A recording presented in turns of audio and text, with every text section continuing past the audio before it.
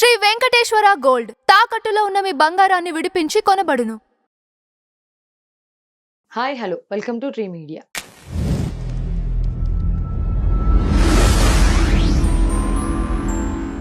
ఈ రోజు మనతో నానాజీ పట్నాయక్ గారు ఉన్నారు. నమస్కారం గురుగారు. శ్రీమాత్రే నమః.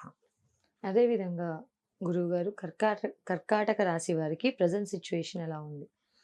కర్కాటకం వారికి చూసుకుంటేనమ్మా, ఇంతకాలము కుజుడు రాశిలో ఉన్నాడు. సో దాదాపుగా 2 నెలల చిల్లర నుంచి కూడా వీళ్ళకి కెరీర్ పరమైన స్ట్రెస్ చాలా అధికంగా నడిచింది. ఇక్కడ నుంచి కొంత అది ఫ్రీ అవుతుంది అనేటువంటి చాలా స్పష్టంగా చూపిస్తుంది. దాంతోపాటు వీళ్ళకి ఎప్పటి నుంచో ఉన్నటువంటి అష్టమ శని కూడా తొలగిపోయింది. ఆల్రెడీ 1 మంత్ అయింది తొలగిపోయి. సో ఎప్పుడైతే అది తొలగిపోయిందో చాలా మటుకు వీళ్ళకి ఫ్రీ అవుతారు. అంటే ఆకస్మికంగా జరిగే సంఘటనలు, నిందలు అవన్నీ కూడా తగ్గుతాయి చెప్పాలంటే. సో అదొకటి. కాకపోతే అష్టమంలోకి రాహు వచ్చినందుకు కొంచెం వీళ్ళకి ఏంటంటే పితృదోషము, పితృ సంబంధించిన కార్యక్రమాలు చేయడం, పితృ తర్పణాలు చేయడం లాంటివి చాలా మంచి ఫలితాలు ఇస్తుంది. ఇంకొకటి ఏంటంటే ఇక్కడ ఎప్పుడైతే మీకు ఈ లగ్నంలో ఉండే కుజుడు ఇప్పుడు దశమాధిపతి, పంచమ దశమాధిపతి అయినటువంటి కుజుడు లగ్నంలో ఇంతకాలం ఉన్నాడో దానివల్ల కొంత స్నేహితుల వల్ల, ఉద్యోగం వల్ల పడిన ఇబ్బంది, క్రియేటివ్ ఫీల్డ్లో ఉండేటువంటి వారికి కాస్త ఉన్న ఇబ్బంది తగ్గుతుంది. కాకపోతే ఈ కుజుడు 2వ స్థానంలోకి ఎప్పుడైతే కేతువుతో కలిసి వెళ్ళాడో చేస్తున్న ఉద్యోగంలో లేదా ఫ్రెండ్స్కి ఎవరికైనా మనీ ఇచ్చేటువంటి విషయాల్లో కొంత జాగ్రత్తగా ఉండాలి వీరు. రాబడి విషయాల్లో వీరికి ఎలా ఉంటుంది గురుగారు? ఫైనాన్షియల్గా చూసుకుంటే ఎప్పుడైతే కుజుడు కేతువు 2వ స్థానంలో ఉన్నాడో రావాల్సిన డబ్బులు ఆగుతూ ఉంటాయి. అది కొంచెం చూసుకోవాలి. కాకపోతే ఇక్కడ లక్కీ ఏంటంటే 2వ అధిపతి బాగున్నాడు. 2వ స్థానంలో 2 పాపగ్రహాలు ఉన్నప్పటికీ 2వ అధిపతి బాగున్నందుకు కొంత ఆగుతున్నా ఎంతో కొంత రిలీఫ్ అనేటువంటిది ఉంటుంది. వీళ్ళకి ఫైనాన్షియల్గా బాగా రిలీఫ్ రావాలి అంటే గోవుకి కాస్త గ్రాసము, క్యారెట్స్ తినిపించడము, నవగ్రహాల్లో కుజకేతు గ్రహాల దగ్గర దీపారాధన చేసుకోవడం అన్ని విధాలా ఉత్తమం. ప్రాపర్టీస్ విషయంలో వీరు ఎలాంటి ముందడుగు వేయాల్సి ఉంటుంది? ఒకటి వీళ్ళకి ఏంటంటే చతుర్థాధిపతి లాభంలో ఉన్నాడు. సో ఇక్కడ ఏంటి 4వ అధిపతి 4వ స్థానాన్ని చూసుకుంటున్నాడు. సో కఠిన గృహాలు తీసుకోవడం చాలా మంచిది. ఎందుకంటే కుజుడు స్థలాలకు కారకుడు, ఆయన కేతువుతో ఉన్నందుకు కొంచెం స్ట్రక్ అవుతూ ఉంటుంది.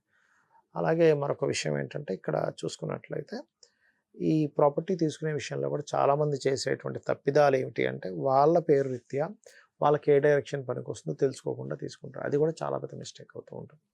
సో ఇక్కడ ఎప్పుడైతే మీకు 2లో కుజుడు కేతు ఉన్నారో ఏదైనా ల్యాండ్ తీసుకోవాలనుకున్నప్పుడు కూడా కొన్ని ఆటంకాలు జరుగుతూ ఉంటాయి.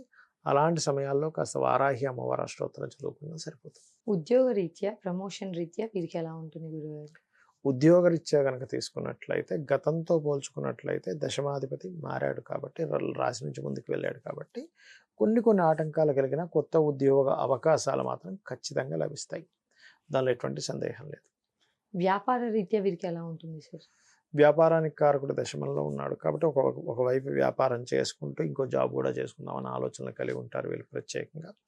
అలాగే వ్యాపారానికి కారకుడైనటువంటి కుజుడు, మన శుక్రుడు కూడా, లాభాధిపతి శుక్రుడు కూడా కుజరాశుల్లో వెళ్ళి కూర్చున్నాడు. ఎప్పుడైతే కుజరాశుల్లో వెళ్ళి కూర్చున్నాడో ఆయన ఉన్న వ్యాపారాన్ని ఇక్కడే కాకుండా ఇంకో దగ్గర ఎక్స్పాన్షన్ చేయాలి. లేనట్లయితే కొంతమంది చూడండి ఒక్కోసారి వేరే ప్రాంతానికి వెళ్ళి లాంగ్ టర్మ్గా కొన్ని ఇప్పుడు ఇంకా డెవలప్ అయ్యేటువంటి ప్రదేశాల్లో తీసుకెళ్ళి పెడుతూ ఉంటారు. ఇప్పుడిప్పుడే డెవలప్ అవుతున్న ప్రాంతాల్లో తీసుకెళ్ళి అలాంటివి ఏమైనా ఎక్స్పాన్షన్స్ కూడా చేస్తారు. ఆరోగ్యపరంగా ఎలా ఉంటుంది గురువుగారు? ఆరోగ్యపరంగా కనుక చూసుకుంటే కర్కాటకం వారికి గురువు 12వ స్థానంలోకి వచ్చి కూర్చున్నాడు. 6th lord. ఎప్పుడైనా సరే ఆరోగ్యం విషయంలో చూసుకుంటే 6th లార్డ్ని తీసుకోవాలి, 5th లార్డ్, 4th లార్డ్ ఇవన్నీ తీసుకోవాలి. 5th లార్డ్ వచ్చేసి మనకి కుజుడై కేతుతో ఉన్నాడు. అంటే ఏమిటి, కొంచెం రక్తహీనత ఉన్నటువంటి వారు కొంత జాగ్రత్తగా ఉండాలి. కాకపోతే రుణము, రోగము, శత్రుత్వము 6వ స్థానంలో చూస్తాం కాబట్టి మనకి ఇక్కడ ఈ 6వ అధిపతి ఎప్పుడైతే మీకు ఈ 12వ స్థానంలో ఉన్నాడో కొంచెం విదేశీ సంబంధించిన కంపెనీల ద్వారా లేకపోతే విదేశీ బ్యాంకుల ద్వారా కొంత రుణం లభించడము, ఆరోగ్యపరమైనటువంటి విషయాలు కనుక చూసుకున్నట్లయితే కొంచెం వీరికి బ్రీతింగ్ ఇష్యూస్ రావడం ఇటువంటివి కొంచెం చూపిస్తుంది. ఎటువంటి రెమెడీలను పాటించాల్సి ఉంటుంది? వీళ్ళు పాటించేటువంటి రెమెడీలు పర్టికులర్గా వీళ్ళు ఏంటంటే అమ్మ నిత్యము ఆరాధించవలసినటువంటి దేవత ఆరాధన సుబ్రహ్మణ్యేశ్వర స్వామి ఆరాధన చాలా మంచిది. సుబ్రహ్మణ్యేశ్వర స్వామిని, గణపతిని ఆరాధించడం మంచిది. గోవులకి క్యారెట్స్, బెల్లము తినిపించడం చాలా మంచిది. వీటితో పాటు ఇంకేమైనా జాగ్రత్తలు తీసుకోవడం కానీ ఇలాంటివి ఏమైనా? అంటే ఒకటేనమ్మా, గోచార ఫలితాలు ఒక ఎత్తు, పర్సనల్ చార్ట్ ఒక ఎత్తు. అంటే మనం ఇప్పుడు ఉదాహరణకి మనకి సిచ్యువేషన్స్ చాలా ఇబ్బందికరంగా ఆటంగా ఉంది, వాళ్ళు ఫస్ట్ వాళ్ళు చూసుకోవాల్సింది ఏంటంటే లగ్నం ఎలా ఉందని పరిశీలన చేసుకోవాలి. లగ్నాధిపతి ఎలా ఉన్నాడు వాళ్ళ పర్సనల్ చార్ట్‌లో. ఓకే. లగ్నానికి వ్యతిరేక ఫలితాలు ఏమైనా వస్తున్నాయా? చాలామంది మేము చాలా కష్టపడుతున్నామండి. మాకు ఫైనాన్షియల్‌గా అంత ఎదుగుదల లేదు. హ్మ్. ఏమిటో మాకు అర్థం కావట్లేదు అంటూ ఉంటారు. నేను ఒకటే చెప్తాను. మీరు ఫస్ట్ మీ ధనాధిపతి ఎవరు? మీకు ధనం ఏ రూట్‌లో వస్తుందో చెక్ చేసుకోండి. మీకు ధనాధిపతి ఉదాహరణకి ధనస్థానంలో ఉన్నాడు అనుకోండి. ఫైనాన్షియల్ మూలంగా వస్తూ ఉంటాయి మీకు డబ్బులు. అంటే డబ్బులు రొటేషన్ చేయడం వల్ల లేకపోతే అప్పులు ఇవ్వడం ద్వారా 6లో ఉంటాయి. ఆ 4లో ఉన్నాడు రియల్ ఎస్టేట్ ద్వారా వస్తుంది. So okay. ఎక్కడున్నాడు ఈజ్ మోస్ట్ ఇంపార్టెంట్ ధనాధిపతి. 3లో ఉంటే కూడా రియల్ ఎస్టేట్ ద్వారా వస్తుంది. అట్లా ఎక్కడున్నాడు అంటే మధ్యవర్తిత్వం ద్వారా వస్తుందా? లేకపోతే జాబ్ ద్వారా వస్తుందా? బిజినెస్ ద్వారా వస్తుందా? ఏ పీరియడ్‌లో ఎక్కువ ధనయోగం ఉంది? ఇవి చెక్ చేసుకోవాలి. అంతేగాని ధనాధిపతి ఒక విషయాన్ని చూపిస్తుంటే మీరు ఇంకో ఒక విషయం మీద కాన్సంట్రేషన్ చేస్తే రాదు.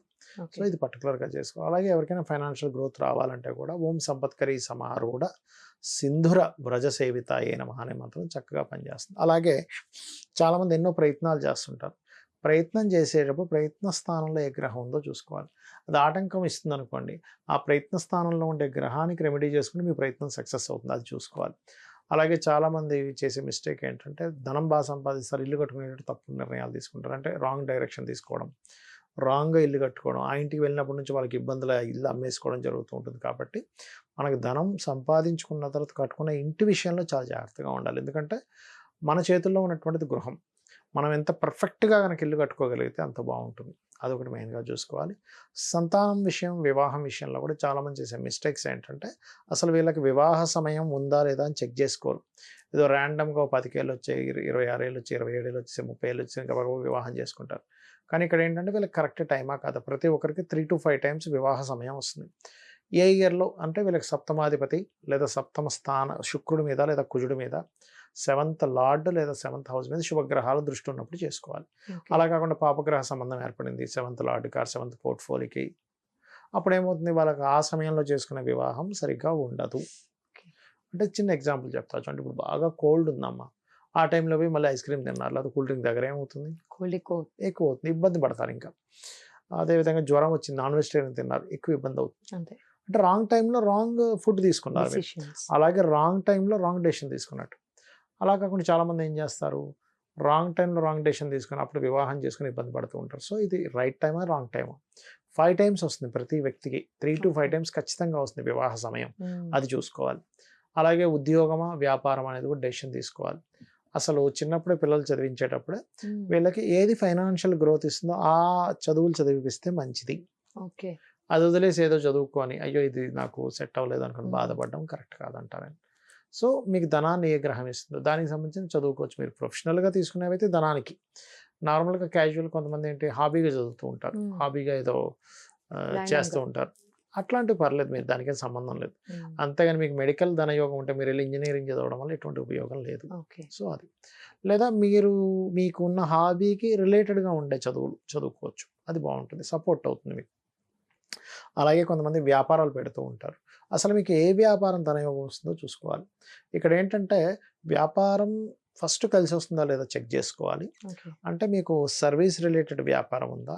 లేకపోతే మీకు ప్రోడక్ట్ రిలేటెడ్ వ్యాపారం ఉందా? ఓకే. సర్వీసెస్ అంటే ఏమిటి? ఇప్పుడు టీచింగ్స్, ట్రైనింగ్స్ ఇవ్వడం, కన్సల్టెన్సీస్ ఇవన్నీ సర్వీసెస్. హ్మ్. ప్రోడక్ట్ అంటే ఏంటంటే ఒక వస్తువు అమ్మడం పర్టికులర్‌గా. ఆ ఓకే. వస్తువు అమ్మే దాంట్లో కూడా మీరు మార్కెటింగ్ చేసే సర్వీసెసే అవుతుంది. ఇప్పుడు రియల్ ఎస్టేట్ ఉంది. ఆ! ఒక వ్యక్తి అక్కడ ఏజెంట్‌గా చేరాడు. That is service. అతని భూమి కాదు. హ్మ్. కంపెనీ భూమి నేను అమ్మిచ్చి పెడుతున్నాడు. హ్మ్. అది చూసుకోవాలి.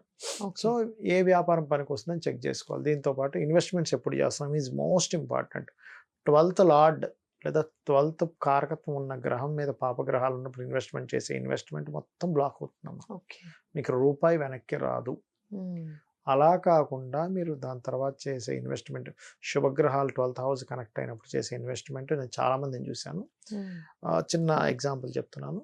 ఒక ఆల్మోస్ట్ ఒక 10 ఇయర్స్ బ్యాక్ ఒకళ్ళు ఒక దగ్గర భూమి తీసుకుంటున్నారు. నన్ను అడిగారు ఏమండి ఇప్పుడు తీసుకోవచ్చు. ఇప్పుడు తీసుకోండి మీకు అద్భుతంగా పనిచేస్తుంది అంటే, వాళ్ళు చాలా కష్టపడి తీసుకుంటే 1, 4 సార్లు అడిగారు నన్ను. హ్మ్. ఏమండి ఇప్పుడు తీసుకోవచ్చా? తీసుకోకూడదా? ఎందుకంటే అప్పట్లో అది ఎకరం 10 లక్షలు ఉండేది. హుహు. నేనన్నా లేదు మీకు అద్భుతంగా పనిచేస్తుంది. మీరు తీసుకోండి నా మాట వినండి. హ్మ్. ఇప్పుడు అదే ఎకరం భూమి 10 కోట్లుంది. అబ్బా! 100 టైమ్స్ పెరిగిపోయింది. నేననేది ఏంటంటే 5 కోట్లున్నా 50 టైమ్స్ పెరిగినట్టేగా. అంతే కదా. ఇప్పుడు వాళ్ళు అసలు ఆనందం, ఎందుకంటే ఇప్పుడు వాళ్ళకి చాలా డబ్బులు దానివల్ల. ఉమ్, 10 లక్షల ఎకరం కొన్నది ఎక్కడ, 10 కోట్ల ఎకరం, చాలా వ్యత్యాసం. ఆల్మోస్ట్ 7 acres చేంజ్ కొన్నారు వాళ్ళు. ఉమ్, సో ఆల్మోస్ట్ 70 crores కలిసి వచ్చేసి 70 lakhs పడితే 70 crores వచ్చారు 10 years లో, ఉమ్, వాళ్ళు ఏం చేయకుండా. 10 సంవత్సరాలు అది ఆల్మోస్ట్. కొన్నప్పుడు మాత్రం చాలా సార్ ఎక్కువ పెట్టుకోవడం అనిపిస్తుంది, ఈ డబ్బులు అన్న అక్కడ ఒకటే చెప్పాను వాళ్ళకి, లేదు దిస్ ఇస్ రైట్ టైం. నేను చెప్పేది ఏంటంటే మీరు ఎందులో ఇన్వెస్ట్మెంట్ చేసినా, మ్యూచువల్ ఫండ్స్ చేస్తున్నారా, రియల్ ఎస్టేట్లో చేస్తున్నారా, ఓకే. ఏదైనా బిజినెస్ పెడుతున్నారా, ఇన్వెస్ట్మెంట్ రైట్ టైమా కాదా, 12th లార్డ్ ఎలా ఉన్నాడు ఇన్వెస్ట్మెంట్ కారకుడు, ఓకే. దాని మీద ఏదైనా పాపగ్రహ సంబంధాలు ఉన్నాయా, దిస్ మోస్ట్ ఇంపార్టెంట్. ఓకే. అది చూసుకోకుండా గుడ్డిగా మీరు ఇన్వెస్ట్మెంట్ చేసి రాలేదని ఇబ్బంది పడడం కరెక్ట్ కాదు అని చెప్తూ ఉంటాం. ఓకే. సో ఇవి ప్రధానంగా మనం చూసుకోవాలి. కొంతమంది విదేశాలకు వెళ్ళే టైం కూడా సరిగ్గా చూసుకోరు, ఏదో వెళ్ళిపోతారు, అవును. అక్కడికి వెళ్ళి ఇబ్బంది పడుతూ ఉంటారు. కొంతమందికి ఉద్యోగం విదేశాల్లో ఉంటుంది, ఇక్కడ ట్రై చేస్తూ ఉంటారు. ఇవన్నీ మన పర్సనల్ చార్ట్లో చూసుకోవాలి. చూసుకుంటూ ఈ గోచారాన్ని కనెక్ట్ చేసుకుంటే, ఇప్పుడు మనం మీరు అనుకోవచ్చు ఏమంటే మరి గోచారం ఎందుకు చెప్పుకున్నామంటే, ఇదేంటంటే సిచ్యువేషన్, బయట సిచ్యువేషన్ ఎలా ఉంది కాబట్టి నువ్వు ఇలా, ఇప్పుడు మనం వెళ్తూ ఉంటాం ఓ దగ్గరికి, ఈ ట్రాఫిక్ ఎక్కువ ఉంది అని మనం తెలుసుకొని ఏం చేస్తాం, ఇంకో రూట్లో వెళ్ళిపోతాం. అంటే ఏంటి, ఇది ఒక 1/2 hour కలిసి వస్తుంది. అవును. అలా చూసుకోవడానికి గోచారం. ఓకే. అలాగే ఇప్పుడు ప్రజెంట్ ఉన్న కండిషన్లో నేను చెప్పేది ఒకటే, ఇప్పుడు కొంచెం ఈ దాడులు ఎక్కువ జరుగుతాయి కాబట్టి కాస్త సముద్ర తీరాల్లో ఉండేవారు కాస్త జాగ్రత్తగా ఉండాలి. ముఖ్యంగా వైజాగ్, ఒరిస్సా, వెస్ట్ బెంగాల్, ఇటు సముద్ర తీరాల్లో ఉండే ప్రాంతాలు. ఓకే. హైదరాబాద్ కొంచెం ముప్పు తక్కువే ఉంది, కొంచెం స్లీపర్ సెల్స్ వల్ల కాస్త ఇబ్బంది ఉంది, కాస్త రాజకీయ నాయకులకి రాబోయే సంవత్సరం కొంత ఇబ్బంది ఉందని చెప్తుంది. ఢిల్లీలో ఉండే ప్రాంతాల్లో ఉండేవారు కూడా కొంత జాగ్రత్తగా ఉండాలి. జమ్మూ కాశ్మీర్ బార్డర్స్లో ఉండే వాళ్ళకి కూడా కొంత ఇబ్బంది అనేటువంటిది చూపిస్తుంది. ఓకే. సో కొంచెం ప్రజలు ఏంటంటే కొంచెం అటు ఇటు పరుగులు తీయడం, కన్ఫ్యూజ్ అవ్వడం ఇట్లాంటివి కాస్త ఎక్కువగా ఉంటాయి. కాబట్టి ప్రతి ఒక్కరు కూడా సుబ్రహ్మణ్యేశ్వర స్వామి ఆరాధన, లేకపోతే మనకి దక్షిణామూర్తి ఆరాధన, కాలభైరవుడి ఆరాధన చేసుకోవడం వల్ల చాలా సేఫ్ జోన్లో ఉంటారు. థ్యాంక్ యూ గురుగారు. శ్రీమాత్రే నమః.